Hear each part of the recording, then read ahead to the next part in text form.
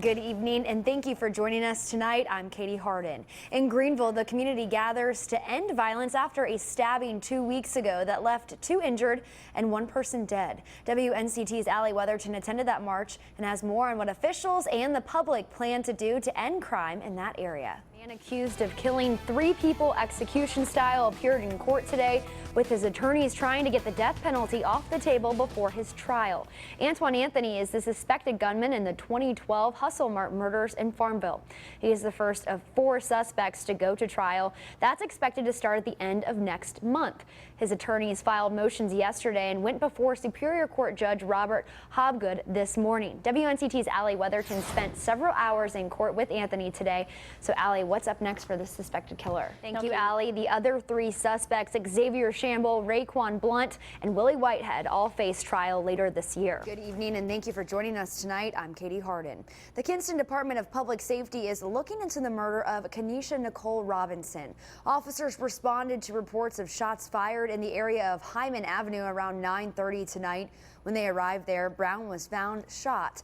She later died. The incident is now under investigation. Anyone with information is asked to contact the Kinston Public Safety Office or Crime Stoppers.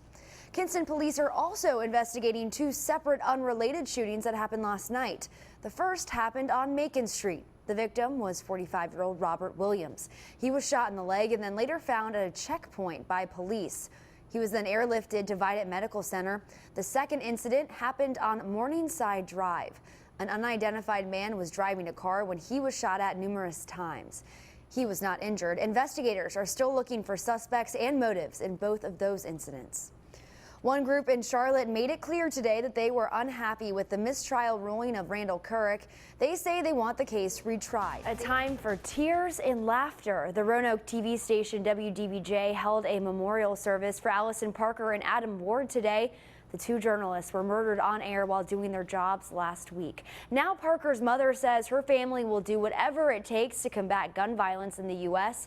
Jeremy Roth reports. And the Virginia Tech Hokies plan to honor Ward and Parker during kickoff against Ohio State on Labor Day. The team announced that they will have both victims' names printed on their helmets along with the number 7 to honor WDBJ.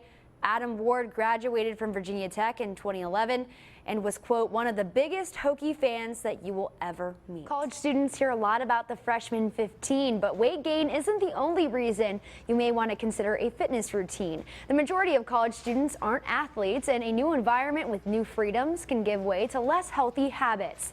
Short on time and on a budget, getting them into a gym, on a field, or in a studio can be the biggest hurdle. Angela Allison worked for 2 years for WCTI as their Jacksonville reporter. During her time in the East, she worked closely with the Onslow County community and made many special connections with both people on and off air.